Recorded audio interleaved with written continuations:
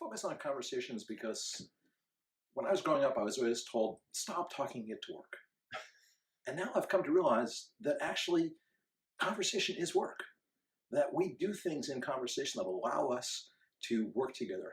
And the essence of collaboration is knowing which conversations are the right conversation to have with the right person at the right time about the right thing. And so I've taken conversation as the central focus of my work.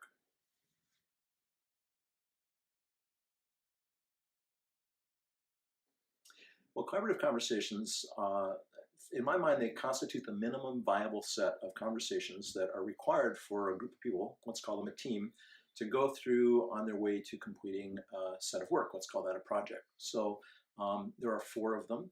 They include, first of all, shared understanding, then exploring possibilities, then coordinating action, and then learning and reflecting. And so most people, when they get a project, they start off with a third conversation and say, okay, we need to do something. How are we going to do it? So, what's the critical path? What are the milestones? Who's going to be responsible for what? I posit that that's actually the wrong place to start. And that if you first start with what is our purpose and who is in the room, what do they bring to the conversation? What are their skills and talents? What do they want to put into it? What do they want to get out of it? How will they know when their gifts and talents are being acknowledged and received? That if you know the people on the team, you'll have a much better chance of succeeding. But same thing is, instead of moving directly to action, take some time after you've established that shared understanding of what's important and your purpose to say, how might we do this? What would be a fun way, something that's outside the ordinary realm here that allows us to be really creative? Don't look at things as a problem, look at them as an opportunity to really innovate.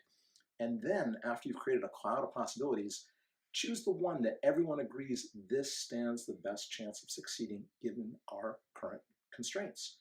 Once you've decided on that, when you go into the coordination of action, when you say, okay, Joe, you're going to be responsible for this, Harriet, you're going to be responsible for that, Jim, you'll do this, then it's much more easy to assign things to the right person. And there's always a conversation at that point that says, now we have a good plan. And we all know that if you want to make God laugh, tell her your plans. So let's laugh at our plan. Let's see what could possibly go wrong. And what happens when those things go wrong, so we're anticipating potential problems before they hit the ground. And that way, we're much more effective in our collaboration. And then the last conversation that almost never happens is the one about what have we done and what do we learn as a result? How do we improve our competencies? What worked well that we can replicate? And even more importantly, what worked differently than we thought it did?